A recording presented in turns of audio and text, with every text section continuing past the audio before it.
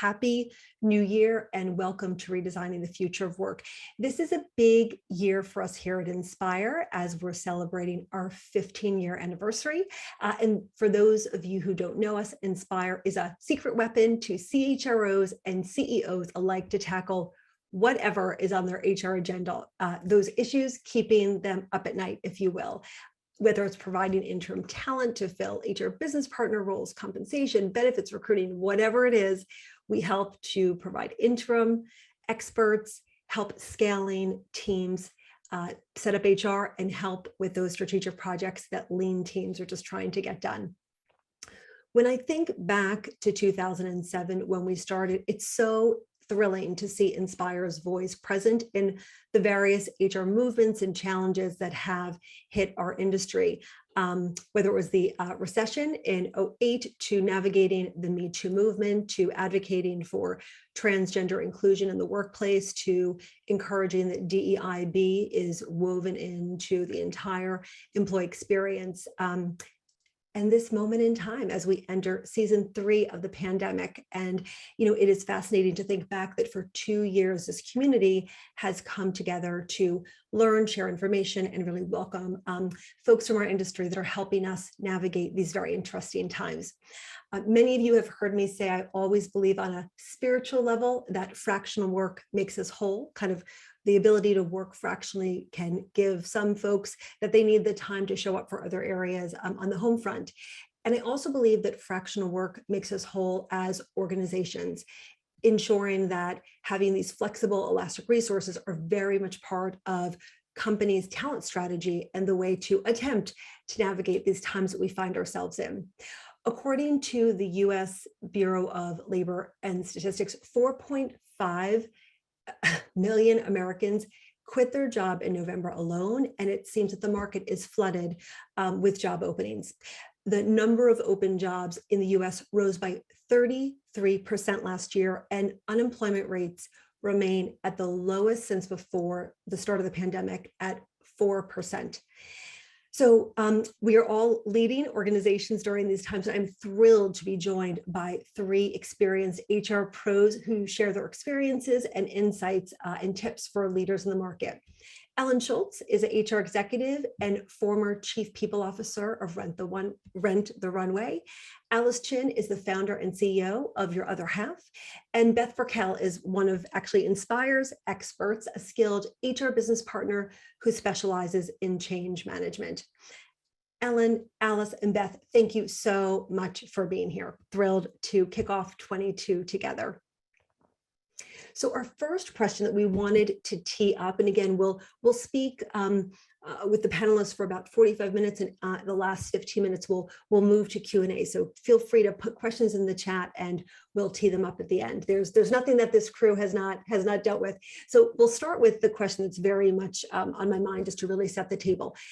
I'd love to just start by innovative ideas that you have witnessed in your various fields and how business leaders are maintaining productivity as they work simultaneously to fill all of these talent gaps. Alice, if we can start with you, please.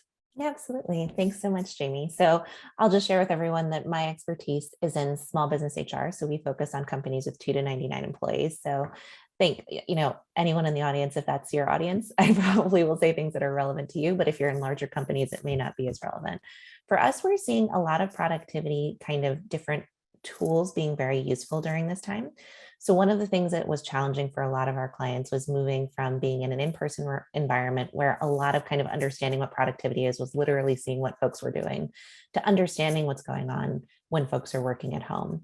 And we found that the implementations of both time tracking systems and project management systems has been extraordinarily and hugely helpful. I think in 2 ways. One is really understanding how people are spending their time. It's a great tool for understanding, have I trained my team effectively? But also, are they using their time in the way that is most valuable to me and my organization? I think so many organizations have had to shift and pivot. And we've had so many conversations about that over the last 18 months. But what also needs to happen is that your team is pivoting with you to do the work that is most meaningful for your organization. And seeing how that's changing over time can really mean that folks need to be more aware of what's going on with their team, help them with that prioritization, help them with those different pieces, and help them be spending their time most wisely. The other thing that we've seen around productivity might feel counterintuitive, but the thing that we've seen is so many people are working from home.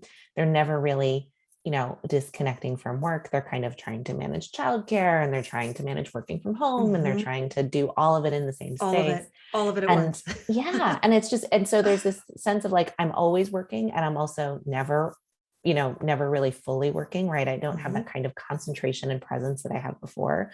So putting in practices that allow people to, one, fully disconnect from work, right? Which might be introducing the send later function in Slack and email. So if people feel like they can really disconnect, or being really clear about like, hey, we expect you to be available to respond to clients from 8 a.m. to 7 p.m. But outside Mhm. of that, please take your time. I Making love sure that that. folks are actually taking their PTO. I think there was, particularly in the first year of the pandemic, there were a lot of folks like, I'm going to save it so I can actually go on vacation when I can travel again. But working for long, long periods of time without taking PTO does not help folks' productivity. And then implementing a practice that we call deep work, right, which is an agreement internally to allow people to be off Slack, be off email for an hour or two at a time so they can really focus on their work, has made an extraordinary difference for us and many of our clients. So just a few ideas to get you Alice, started. I love all of your ideas. I often say that I feel like my husband and our two 16-year-olds have like moved into my office rather than I'm working for. It's like every room in the house now is a memory of a conference call or a Zoom meeting. I just feel like I'm walking through. And so we also just launched at Inspire a well-being pledge and have committed that for our leadership team that Fridays are times study hall time, we call it, just time to very much be offline and do that very intentional work that takes deeper concentration. So yeah, love that. Love all of that. Beth, any thoughts from you? Yeah, I think building on what Al said, it's a variety of things, right? It is a work prioritization, right? And a focus around strategy. So what are the mission critical things that really need to get done and what does not need to get done now, but you can wait for, because it's all about the talent shortages everybody's facing now. You can't ask everybody to do the same thing when the talent isn't there. So what really needs to get done?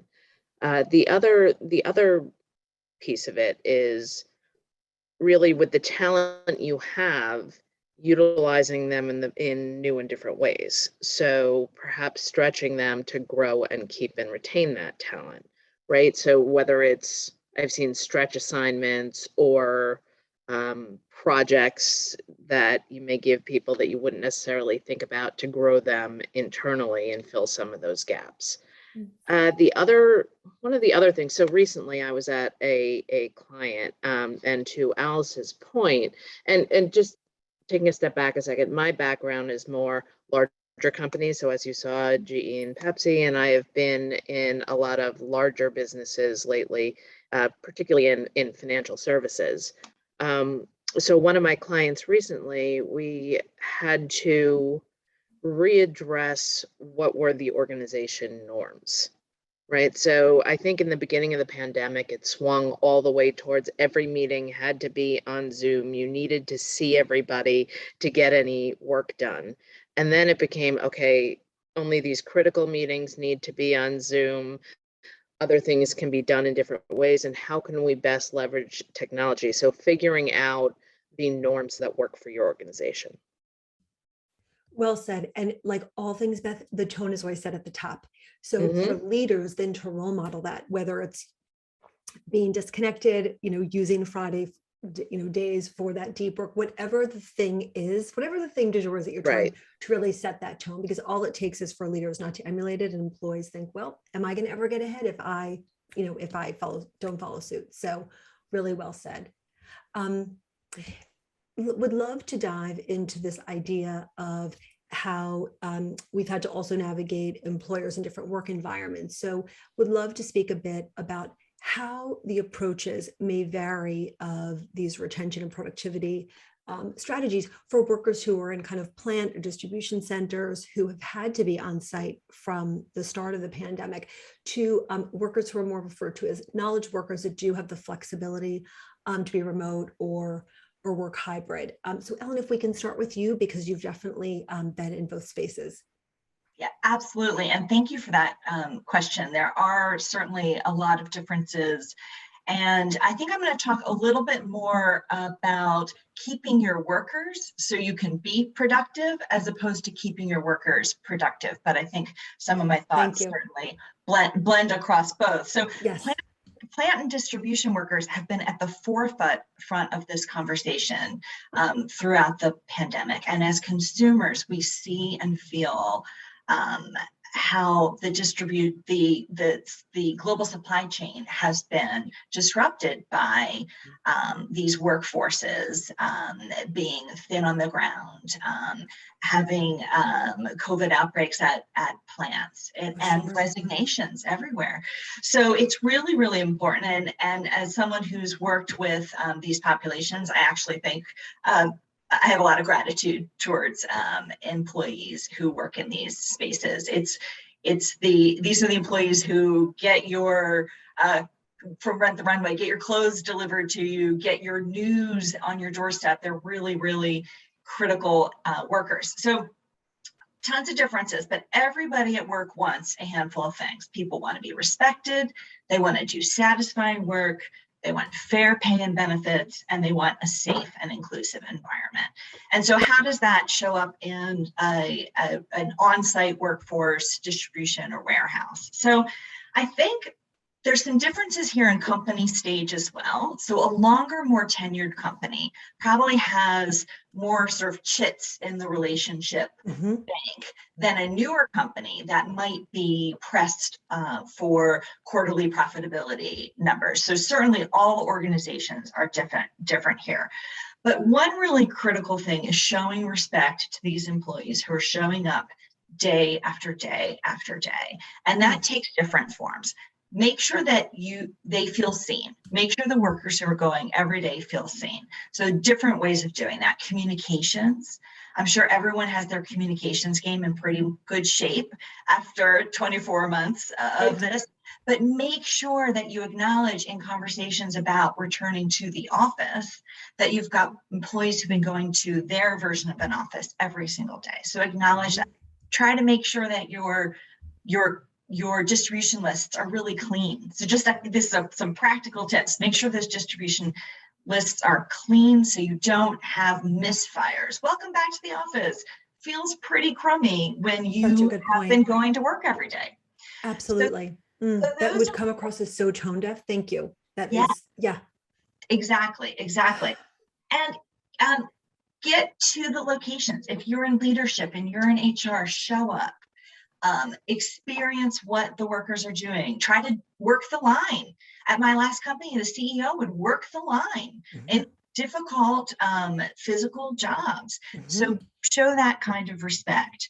At the times where I worked, you had people who were generations of the same family working in the printing plant because they felt this great connection to the purpose of the organization. Try to embrace those sort of legacies and traditions. And I have a great example about embracing traditions from my time at Rent the Runway, which is that pre-pandemic, the executive team would go and serve Thanksgiving dinner, which was a busy weekend and we did that in 2020. So keep those important transitions. I would say try to keep the work satisfying by doing constant improvements. You can still do improvements even though we're in this pandemic. Think about the work. How many steps does it take to do the work? Make it simpler, make it easier, make it less backbreaking through technology and constant improvements. And that will reduce sort of friction and people thinking about leaving. One thing I want to touch on is fair pay. So pay is really, really important to workers who are making an hourly wage in these distributions manufacturing center. There's a resource I would direct everyone to, which is the MIT Living Wage Calculator. You really want to make sure that your teams in these centers are making a wage that you can feel proud that they're getting and that they can pay their bills. If your employees are worried about making the rent, paying for groceries, it's stressful for them. They're going to have more absenteeism. And you really want to bring that up. Now, I know that is not an easy thing for a lot of organizations to do, but think about creative ways of compensation, giving bonuses. Bonuses aren't going to live on your bottom line forever. So think about ways to do that, productivity bonuses. I would really encourage making sure that you feel like all employees in your organization have a fair wage. And I'm going to switch real quickly. I know I've been talking a little long. I'm going to leave you with one practical tidbit about knowledge workers, which is stay interviews. So like an exit interview, but it happens before the employee has resigned. Give people a chance to tell them what's working, what's not working, what makes them stay, and then you can do something about it. Thank you for all of that. We always recommend stay interviews, and we just in January finished them with the Inspire leadership team. And it is, I think, just as you said, it's find out why they stay. Everyone has options historically, especially now. And I think it's brilliant. I loved all of your tips around the folks who are on site and have been ever since. It is, I actually spoke, who'd have, and also just to re-examine that certain jobs that we thought had to be on site are not, like, I don't know, teachers, but like there are some jobs, and Ellen, you talked about 2 organizations rent the runway, and there are times where it just wasn't even an option. And so to keep those traditions and have executives show up is huge. One of our clients were sharing a story that there was a challenge because they very much have a distribution center, and they do all sorts of things to create a sense of inclusion. And they kept their tradition and always made a big celebration on Mother's Day because they're around the clock. And then when Father's Day came, there was nothing in place. And the people who were fathers, guardians really spoke up, and they said it just didn't, it felt very, it just didn't feel inclusive. And so this was something that I think that the fathers at that distribution center had noticed for a long time, but this moment of fatigue that everyone's in gave them voice to finally speak their truth of what was going on for them. So I would also just add to that, if you have folks in distribution centers, plants that are finally moved during this fatigue, this exhaustion that we're living in, to speak their truth, pays extra attention because they've probably been feeling it for a while and finally found the words. Yeah. Excellent thoughts on all of that. And I also love what you said about how it really doesn't matter whether folks are on site or not. On a human level, folks just want the same thing. They want to put milk in their fridge. They want to be able to fill their car with gas. They want to do work that challenges them, take care of the loved ones at home, all that stuff. Yeah. Whether on the topic of the returning to office for those where there has been just absolute whiplash about whether to bring people back or not, in that continuing chapter, novel with all those chapters, there is such a disconnect right now where many leaders and their employees are in very different places about when it comes to flexibility at work. And this, we're learning, can absolutely be a retention issue, especially in these times. Ernst & Young did a study reported in September that revealed that 35% of employers want to return to office when it is safe to do so, while 90% of employees want that flexibility still in place. They've kind of seen things that they can't unsee. They've been home for dinner. They've had a touch of productivity even, and they don't want to go back. So this disconnect is something that is really, I find, keeping a lot of our heads of HR up at night. So I'd love to hear from you.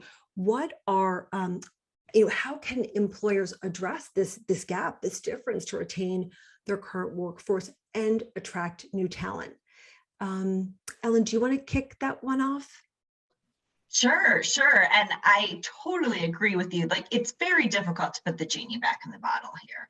And my thought here is really that employers need to really think long and hard. If this is where they've landed, they need to be crystal clear about why they've landed here, why their workers have to be in the office full time. And they need to be able to very clearly explain that. What is the reason? Is it because of culture? Is it because of issues around risk? Is it because we need to be collaborative and creative, and then talk to your employees about that. And hopefully you will gain some traction, and then go away and talk amongst yourselves as an executive team and challenge all of your assumptions. Because I really doubt that most organizations really need to have all of their employees back.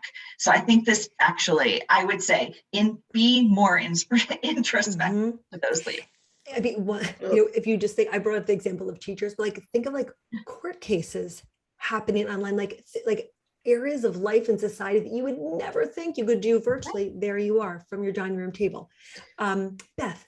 Yeah, there was an interesting article on January 27th on CNN that talked about how leaders were testing their limiting beliefs, to your point, and they were going remote permanently when that was not their initial viewpoint, right? I think, and I've seen an example of it myself. Another one of my clients had a global CEO, US branch, but global CEO. And the CEO very focused on everybody back in the office, really wanted people back in the office 5 days a week, right? No, that's not going to happen. You know, people were protesting, but still said, okay, I want people back 3 days a week, and here's how it's going to happen, and we're going to do it. And what happened was, so they did that, and he started seeing resignations all over the place, and they pulled back on it. I really think that CEOs' mindsets are going to change over time, because we're seeing that employees aren't going to stand for it. Right. So I think that's where we're heading. Thank you. And I love the reference to that article there. It really is about challenging everything. Alice, thoughts? Again, I always love talking to you because you have that small company perspective as well for these companies that have always had to be agile, but now it's like agility on steroids. Yeah. So, I mean, I actually want to build on a little bit of what Beth was just saying now, but also to the first question, which is that I think a lot of our clients are being asked now to revisit how they work.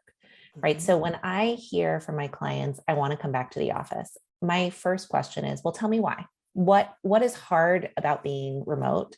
Right. Because for sure, we know, because every time we've tried to do this, even with just one day back in the office, right, the first thing that the employees say to us is, why do we have to come back? I'm just as productive from home. The company is doing well. They just shared with us that we did as well year over year. We grew 10% year over year. Why does everyone have to come back if this is the case? Invariably, almost always what I hear from the business owner is it's extraordinarily hard to train people from home. You know, I feel like when people are sitting next to each other, they learn through osmosis. Do you know what I mean? I feel like it's easier for me when I can just drop in and ask somebody for something instead of having to schedule a Zoom meeting. And while I think I have a lot of compassion for these ideas, I think what Beth just said about, you know, being called to challenge yourself and your limiting beliefs is the kind of questioning that I go through with my clients, right? So is this what's easier for you, or is this what's actually best for your business? And I think that's a challenging question to face, but I think it's an important one to ask yourself.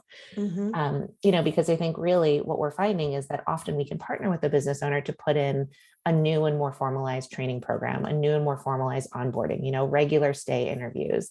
And then all of a sudden it does feel easy to work from home. It's right. It's about creating a system around a thing that kind of happened in maybe a natural or informal place previously that maybe needs more structure around it now, but it isn't impossible to overcome that hill.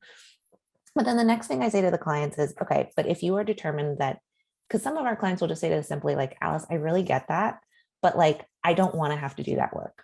I'm a business leader. I've been doing this for my life this way. I don't want to learn a new way. I'm unwilling to do it. I want them to come back. Love the And then I say to them, okay, great. You're telling me the truth, but we can start always building from the truth, right?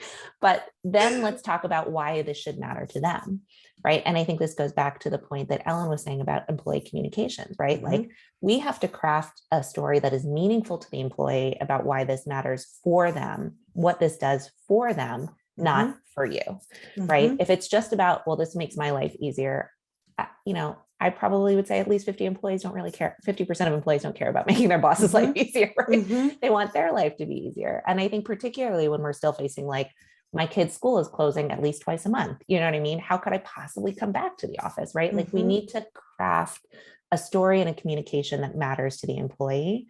The other thing I will say is that like some of my clients are kind of going what I would frankly call the bribing route. Like, oh, we're going to have catered lunch in the office and we're going to have like on-site massages and like those kinds of things. And I mean, I think the interest in that lasts for about, a week on the short end, a month on the long end. But then after that, it doesn't, that's not enough. Right. And so I think while it's nice to talk about perks, like perks as a strategy is not enough of a strategy in my view here. The other thing I'll say, Jamie, just a reflection, and this is anecdotal, please. But what we're really seeing is that it has a lot to do with business owners' ages, who wants folks to come back. And I know that's maybe not PC to say, but our business owners over 50 are like, we have to get back to the office. And our business owners under 50 are like, we don't really care if we ever come back. And so I think it's something to really challenge yourself about as it relates to who you want to retain in your business and what your ongoing talent strategy is. But if part of your talent strategy is hiring a younger workforce, I think it's going to be a harder road to hoe bringing people back. I think because it's also harder for leaders. What I'm finding is it's harder for leaders to promote and know their talent who are remote. So you definitely get a halo effect with the folks that are in the office. So if there is going to be that balance and that continued hybrid, there are so many things in the organization, developing talent, promoting talent, getting to know talent, that need to change in order to support that new way of working. And that's scary, right? Absolutely. It's generally scary. It is. Change is hard. One of our clients in the entertainment space told me last week, 70% of their employees have been hired since the pandemic started. And when you look at the multi-generational impact, Alice, I was thinking on what you were saying. So much of how we show up as humans and as leaders goes back to how we learned to learn. So based on when you, Kira Copperman, one of the experts on our team, has spoken about this on former panels, but your style of leadership, retaining information, it all has to do with how you took in information. So for those of us, myself included, who used to get chalk on my hands with the eraser and all that stuff that happened, as I've navigated my career, I've had to sort it out. But else, when you think about an organization that is, has tons of Gen Y, Gen Z, they learn to learn through smart boards and all that. And they're like, game on, I've got it. I can do half of this on my phone, my friend. And I'm going to also make sure I've got time to live my best life outside of our core working hours.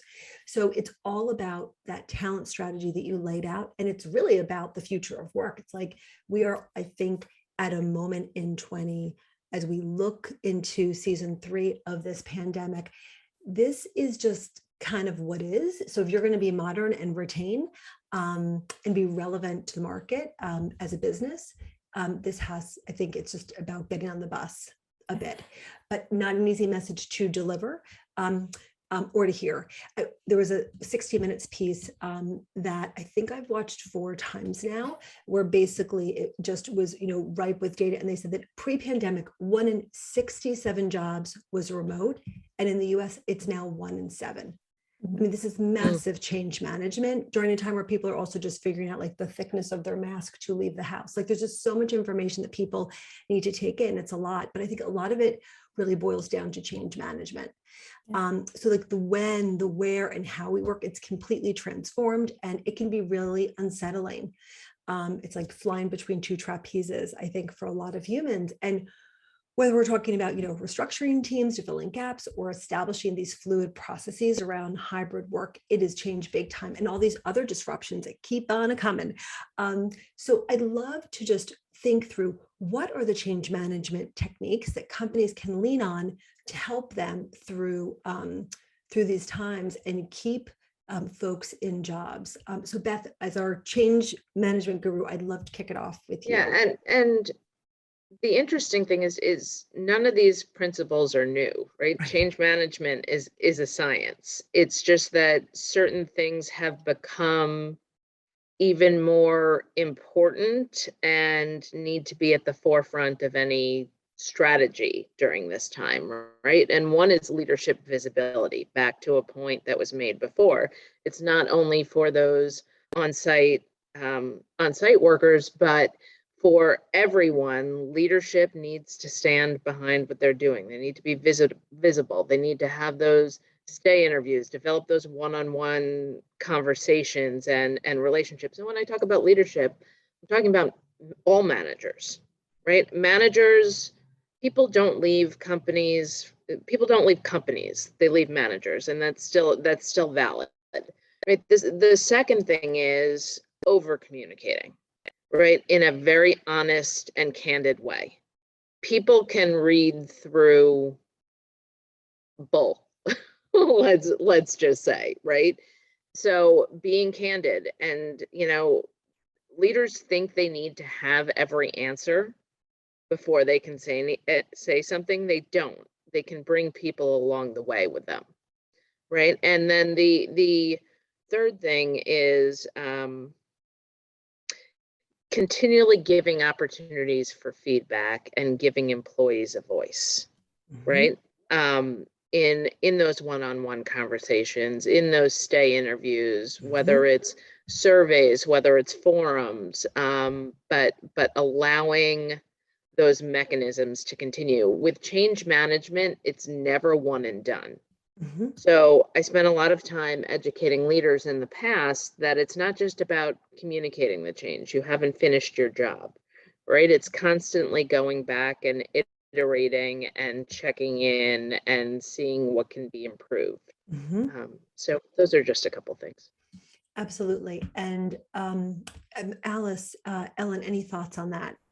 So I would just say I agree with Beth that the fundamentals are exactly the same, but one of the things that we're seeing kind of related to what you were just mentioning before, Jamie, about learning and folks coming from their own experience is that when we're thinking about things like management training, onboarding for folks, transitioning from roles or cross training, one of the things that we've actually started doing with some of our clients is tracking differently. And it's less to do, it ends up kind of correlating to age sometimes, but it's really about technology facility, right? So for instance, I'll just speak from my own experience with my own team, right? Like I designed a first onboarding week that I thought would take folks a week. And what we found in practice is folks within a decade of my age, it takes them about a week. Folks who are more than a decade older than me, it takes them closer to 2 to 3 weeks. Folks who are more than a decade younger than me, it honestly takes them a day and a half, right? But like learning this by kind of having this onboarding process and having different folks go through it and kind of seeing what their experience is has allowed us to kind of track that in a different way, but also to have a communication about like this, all of this is normal, right? If you do it in a day or you take 3 weeks, that is normal. And there is room for you here. And so it's an opportunity, I think, to be more inclusive in your systems design that allows people to really feel like they're a part of an organization. And particularly in this remote environment where for some people, like you're saying, they're learning. And I think that's the way we have to think about it, right? They're learning on 6 different levels at once. Whereas for some other folks, they're only learning one thing, right? And so like having that kind of humanity, compassion, and inclusion perspective, I think has made a huge difference for us. Absolutely. Someone I'd imagine a decade younger, they're like, oh no, I can work remote. I've been doing this forever. Where other folks are like, can you just spell Zoom? Is that with 2 Z's? Like, it's just right. There was that moment you could see from Go where certain organizations were so agile.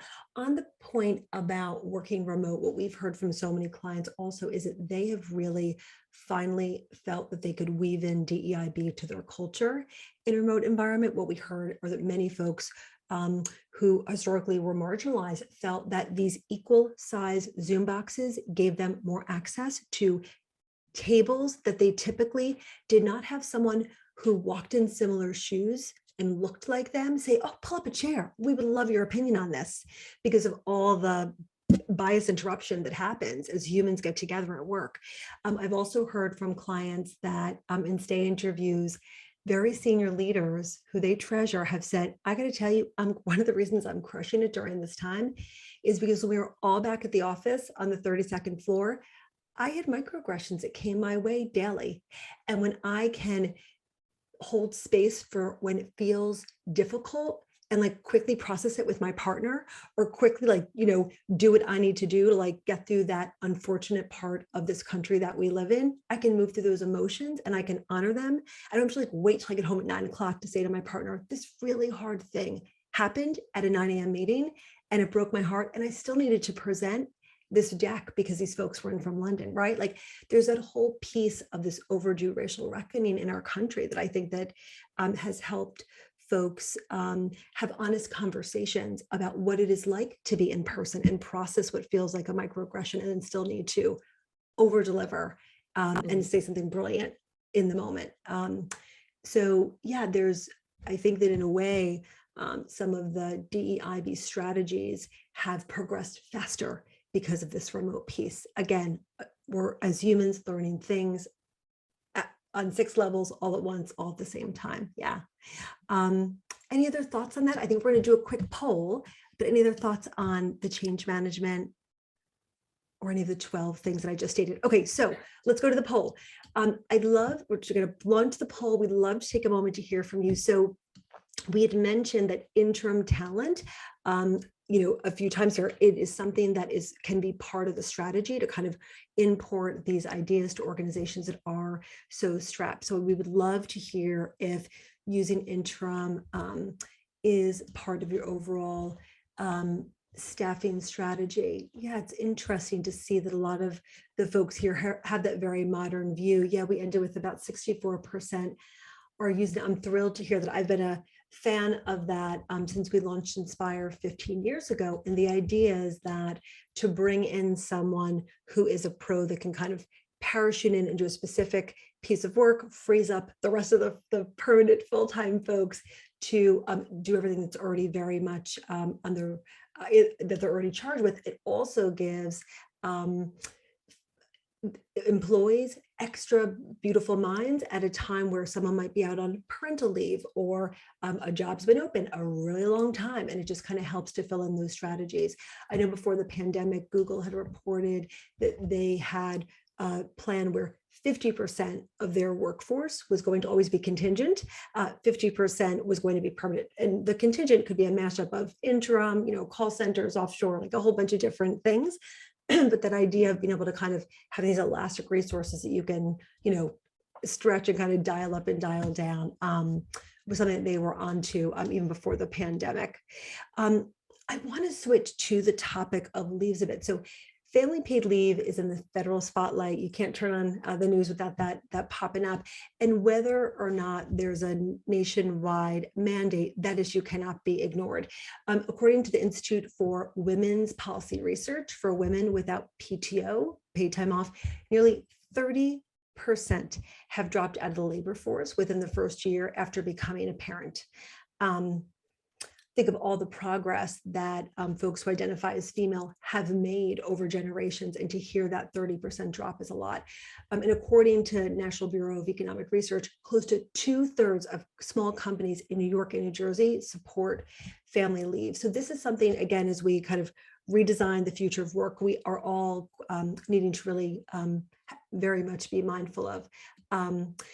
And also, not to there's so much happening at once, but like, remember over winter break where like everyone that you knew either had COVID or had a loved one who had COVID, like I know it's only February 2nd, but like just to acknowledge that learning curve, that people returned from what was supposed to be a winter break either flat out exhausted because they didn't have the restful period, or needing to leave because this Omicron, which is a rascal, had hit their home. So like, just to call that out, we have a lot of clients who have folks with more leave than they had been expecting kicking off 22. So would very much love to hear any thoughts on that. And Alice, if you have ideas that you want to share there.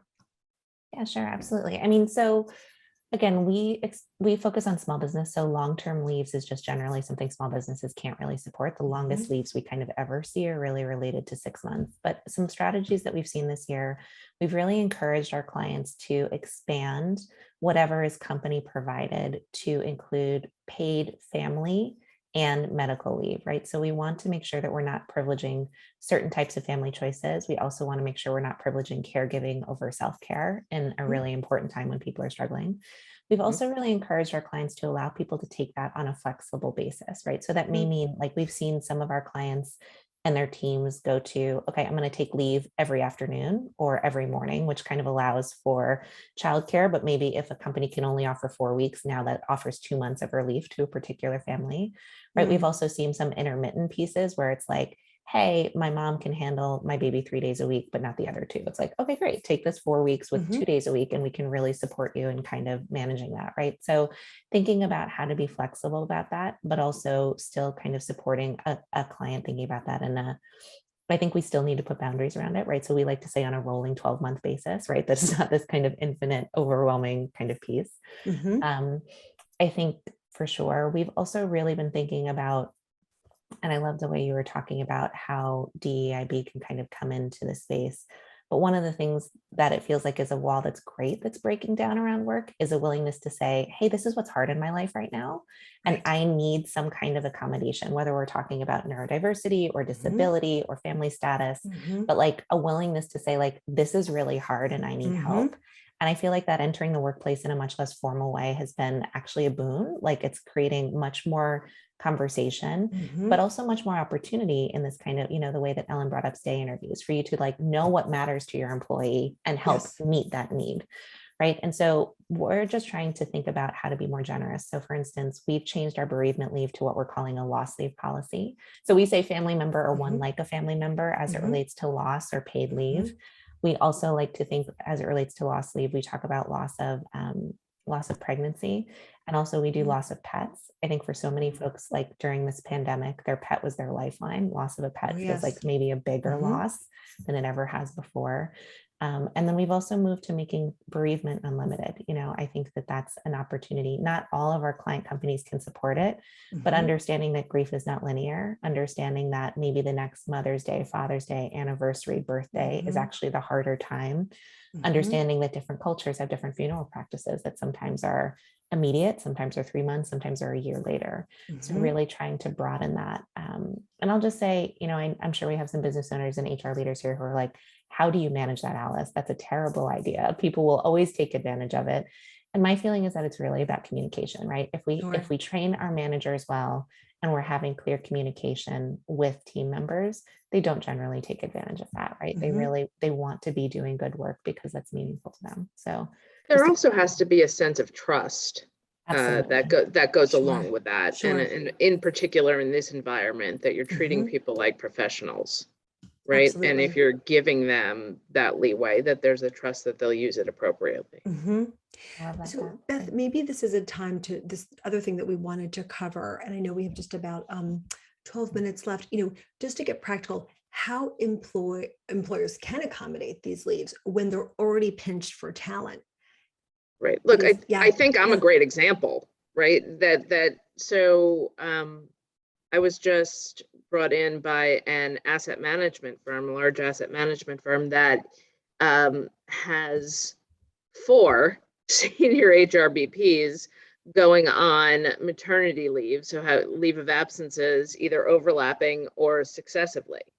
Right. But because of my background experience and the fact that I have touched so many different areas of HR and can do all that, I'm being brought right in and just jumping in to advance their agenda, not covering 4 jobs, just me, but the biggest pieces and the priority pieces. So they are not going to feel the impact of those leaves in a way that they would if they weren't otherwise using this talent. And in fact, I may be able to even further advance their agenda and bring some new eyes to things.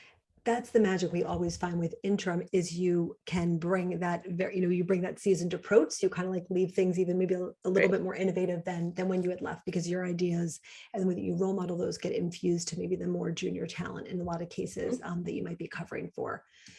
It really is, I think, a great example of just how interim and fractional talent can kind of fill in gap after gap after gap. It's a good time to be at that asset management company. Oh my gosh. It's nice during these times to see happy milestones for folks.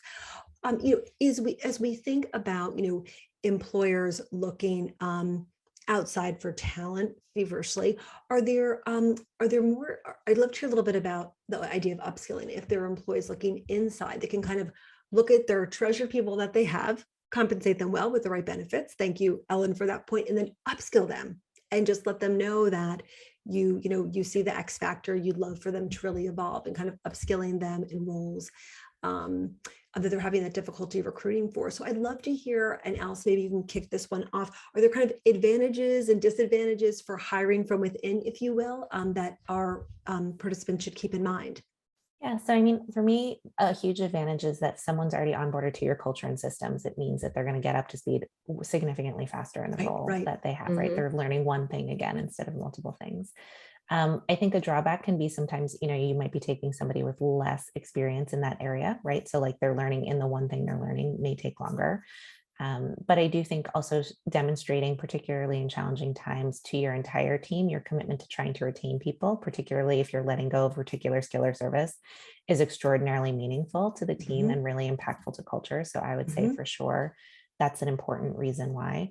I also think thinking about ways that you can do it that are kind of, compelling, right? So like we work a lot with our clients, like I said, to have like, well, I'm working now and I'm not working now. But sometimes when there's a specific scope of work that maybe multiple people could do or could be cross-trained to do one specific job, and they want to take additional shifts, or they want to take additional kind of, I'm willing to work 5 hours on the weekend because I can't go anywhere because of the virus anyway. Right. And you can give them either a particular bonus or shift pay for that. We're seeing that a lot actually in our healthcare clients, where some of their admin staff are actually taking, on-site shifts, in terms of nursing home or assistive therapy or physical therapy front desk, and they're happy to be making the extra money during a time when they're already on site, or that makes sense for them. So just a few strategies, and would love to hear from my colleagues on the panel. Yeah.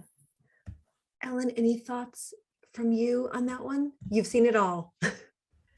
Yes, yes. And so I think having a good mix of both upskilling and promoting from within is really, really important, but you do need to bring in those new eyes like Beth was talking about. So I think right now, investing on lateral moves for your talent, promotions for your internal talent is critically important. It breeds goodwill in your organization. Make sure people know about it, celebrate it, make a big deal out of these things, and look at transferable skills so you can bring people in. And Melissa from Inspire shared this great statistic with us yesterday that actually the lateral moves create more stickiness amongst employees than promotion. So it's really interesting to think about. But I do think you need to bring in outsiders who may challenge assumptions, bring in new experience, maybe from an industry that you want to be more like as an organization. So I think it's important to have a mix. I love that, kind of importing those fresh ideas. So we're going to go, there's a lot of questions in the chat and a number that were sent in advance. We're going to go to the Q&A in just a moment. But before we do, we love to always ask our panelists during these interesting times what they themselves are doing for self-care. It's a tricky time to be a human and to work in HR. So Alice, let's start with you. Yeah, so I mean, I think one of the huge benefits for many of us during the pandemic was kind of getting more time with family. So that's been a huge one for me that has been like really restorative and rewarding.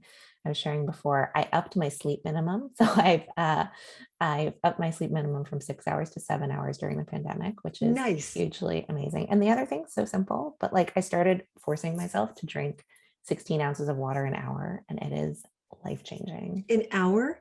Yeah, you do have to. I mean, yeah. Well, you're home. You can go to the bathroom. Right, right. Do you like, have a big jug that tracks your? Let's see what I have this, and then I have 2 glasses on my desk at all times. I love it. Oh and my it also makes you get up more, right? You have to go fill your water, and you have to go to the bathroom, so you're like not sitting here. Get those steps in. You are officially my most hydrated friend. Okay, Beth, over to you.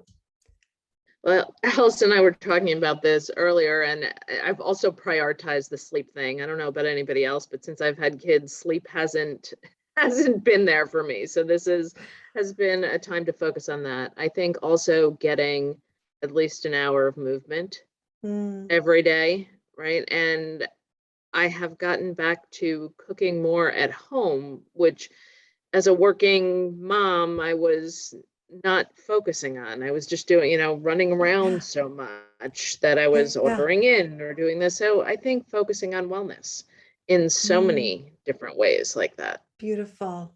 Mhm. Beautiful. And Alan, what about you? So mine's a little extreme because I'm taking a break from paid work.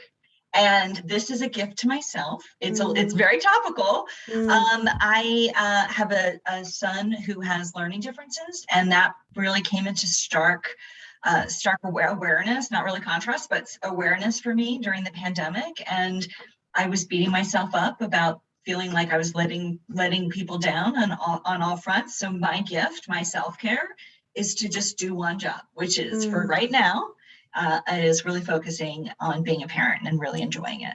Beautiful. Oh, I'm thrilled for you. And that Thank you. that is a gift that your child will take with them on their journey. There's something about being still for all of us where we've just learned a little bit more about who lives in our homes. Yeah. Yeah. Yeah.